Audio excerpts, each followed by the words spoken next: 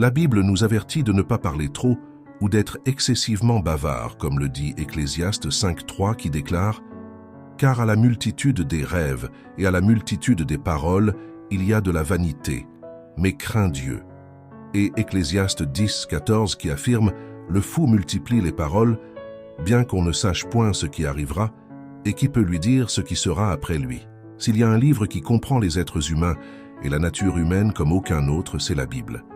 Elle révèle l'essence des êtres humains et leur nature unique. Cette sainte écriture nous offre une immense sagesse et des conseils sur la façon dont nous devrions vivre au milieu de ce monde déchu, avec une humanité pécheresse. La Bible révèle même comment la discrétion peut protéger les plans, les rêves et la vie personnelle de quelqu'un contre un examen inutile, l'envie ou la sabotage. Malheureusement, j'ai vu de nombreux chrétiens faire face au problème de la naïveté.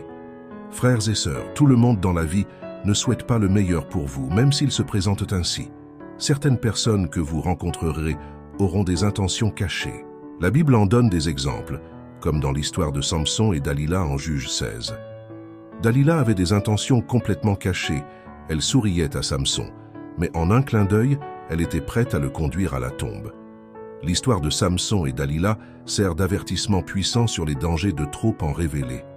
Samson, doté d'une force immense de Dieu, a trouvé sa ruine en raison de son manque de discrétion en confiant à Dalila le secret de sa force. Cette histoire souligne l'importance cruciale d'être prudent avec ce que nous révélons, en particulier sur nos forces et nos faiblesses.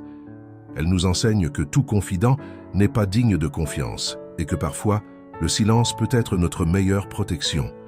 Imaginez ce que Samson aurait pu devenir si sa vie et son potentiel n'avaient tout pas été interrompus en raison de son bavardage. Il aurait pu atteindre des sommets impressionnants si sa vie et son potentiel n'avaient pas été prématurément interrompus en raison de sa propension à parler trop. En tant qu'homme béni d'une force incomparable, directement de Dieu, Samson n'était pas seulement un individu aux capacités physiques, mais destiné à être un leader, un protecteur de son peuple et une figure clé de l'histoire d'Israël. Malheureusement, Samson était une personne naïve qui s'exposait. Le message de mon sermon aujourd'hui est « Choisissez d'être sage avec les informations que vous partagez et avec qui vous les partagez. » Vous vivez dans un monde plein de pécheurs, tout comme nous sommes aussi des pécheurs sauvés par la grâce de Dieu. Le monde dans lequel nous vivons est rempli de personnes envieuses et qui ne veulent pas le meilleur pour vous. En réfléchissant à ce qui aurait pu être, nous sommes rappelés de l'impact profond que nos paroles et nos actions peuvent avoir sur notre destin. L'histoire de Samson n'est pas seulement un conte de ce qui a été, mais un rappel émouvant de ce qui aurait pu être si seulement la sagesse avait guidé ses paroles et ses actions. Le récit de Genèse 37, 3-20 met également en lumière l'importance d'être sage en partageant des informations, montrant comment l'imprudence de Joseph en partageant ses rêves a conduit au ressentiment et à l'envie de ses frères. La vie initiale de Joseph est une grande leçon de sagesse et d'interaction avec les gens. Si Joseph a été imprudent en racontant le premier rêve, sachant qu'il irritait ses frères, c'était encore pire en partageant le deuxième rêve, qui aurait probablement causé encore plus de ressentiment. Le résultat immédiat fut que ses frères le haïrent encore plus et l'envièrent dans leur cœur. Il était le favori de son père, choisi pour recevoir la bénédiction du premier-né, portant des vêtements spéciaux et recevant des rêves étranges de Dieu. Nous ne pouvons pas savoir comment aurait été le voyage de Joseph vers la réalisation de ses rêves s'il n'avait pas parlé trop.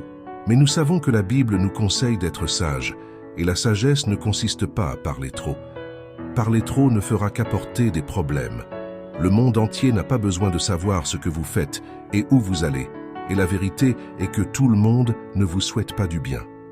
Nous vivons dans un monde déchu et malheureusement, la vérité est que tout le monde ne souhaite pas le meilleur pour vous. Tout le monde ne sera pas heureux lorsque Dieu vous bénira. Les êtres humains sont plus compliqués que cela. Un être humain peut vous haïr pendant des années et faire semblant d'être vraiment votre ami ou proche pendant des années. Les êtres humains sont des êtres compliqués. Nous avons la capacité de cacher nos émotions, de conserver des ressentiments et des émotions derrière des sourires pendant des années, tout en complotant contre quelqu'un. Dans un monde parfait, il n'y aurait pas de jalousie, d'envie et de ressentiment. Cependant, nous ne vivons pas dans un monde parfait. Les gens n'ont pas besoin de raison pour vous mépriser et vous souhaiter du mal. Vous pouvez faire ce qui est juste, bon et honorable, et certaines personnes vous mépriseront quand même pour cela. Caïn a assassiné son propre frère, simplement parce qu'Abel faisait ce qui était juste.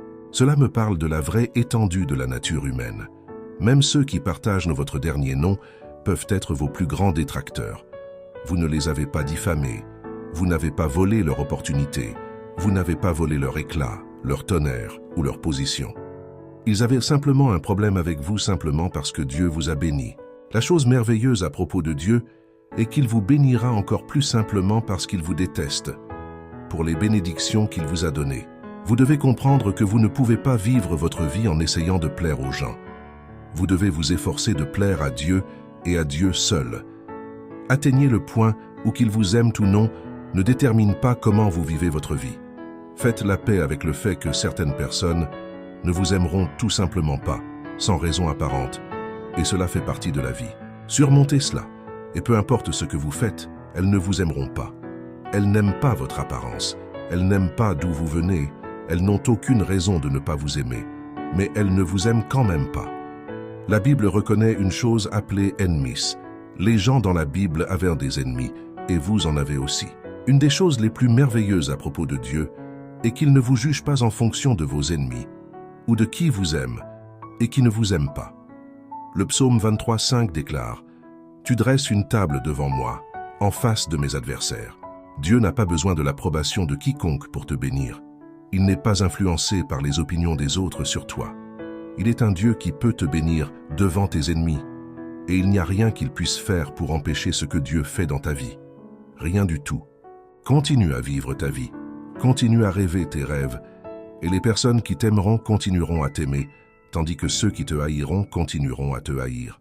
J'ai même découvert que tu n'as pas nécessairement besoin d'offenser quelqu'un avant qu'il ne devienne ton ennemi. Le simple fait que tu sois béni est une offense pour eux. C'est juste la vie. Ce n'est pas juste, mais la vie n'est pas juste. Ne parle pas trop, ne raconte pas tous tes détails à tout le monde, ne sois pas trop rapide pour partager des secrets sur ton mariage avec d'autres personnes. Je ne dis pas de ne pas chercher de conseils chrétiens. Ce que je dis, c'est de ne pas discuter de tes affaires privées avec tout le monde. Certaines des personnes à qui tu racontes les défis de ton mariage sont heureuses de te voir traverser ces épreuves. Elles sont satisfaites de te voir lutter. Ne parle pas trop, ne t'ouvre pas aux gens et ne révèle pas tes faiblesses. Je ne suis pas contre le conseil chrétien. Le conseil chrétien est bon. Cependant, ce que je dis, c'est de ne pas aller choisir des personnes au hasard, comme la sœur peut-être et le frère pastèque, et commencer à parler de tes échecs, défauts et faiblesses. Si tu as besoin de parler à quelqu'un, parle à Dieu dans la prière. Sois 100% honnête avec Dieu dans la prière, et il t'écoutera et te conseillera. Les gens se mettent dans des situations difficiles en parlant trop et ensuite accusent Dieu de la situation dans laquelle ils se trouvent. Ne parle pas trop. Tes réseaux sociaux n'ont pas besoin de connaître tous les détails de ta vie. De manière similaire aux leçons que nous apprenons de Samson et Dalila, Joseph et ses frères, le récit du travail de Néhémie pour reconstruire les murailles de Jérusalem présente un autre exemple convaincant de sagesse et de discrétion. Néhémie, chargé d'une entreprise monumentale et risquée, a choisi de réaliser sa première évaluation des murailles sous le couvert de la nuit, gardant ses intentions près de la poitrine. Ce n'était pas un acte de secret en soi, mais plutôt une stratégie pour assurer le succès de sa mission, ne révélant pas ses plans prématurément. Néhémie a réussi à évaluer la situation, à élaborer un plan, puis à rassembler du soutien sans être entravé par l'opposition ou le découragement précoce. Son approche illustre une compréhension profonde, selon laquelle parfois, le chemin pour accomplir l'œuvre de Dieu nécessite des mouvements silencieux, réfléchis et discernants. L'histoire de Néhémie nous enseigne qu'il y a un temps pour parler audacieusement et un temps pour travailler en silence, toujours guidé par la sagesse et un sens aigu de la situation en question. Cet équilibre entre le silence et l'action, orienté par la prière et la dépendance de Dieu, est ce qui a finalement conduit à la reconstruction réussie des murailles de Jérusalem et sert de témoignage du pouvoir de la sagesse dans le leadership et la réalisation de l'œuvre de Dieu. La sagesse exige parfois que tu restes silencieux. La sagesse est parfois silencieuse. La sagesse ne parle pas trop. La sagesse garde parfois les affaires privées privées. La sagesse est de savoir quand parler et quand ne pas parler. Dans toutes tes conversations, laisse toujours le Saint-Esprit te guider. Colossiens 4:6 dit « Que votre parole soit toujours pleine de grâce, assaisonnée de sel, afin que vous sachiez comment répondre à chacun. »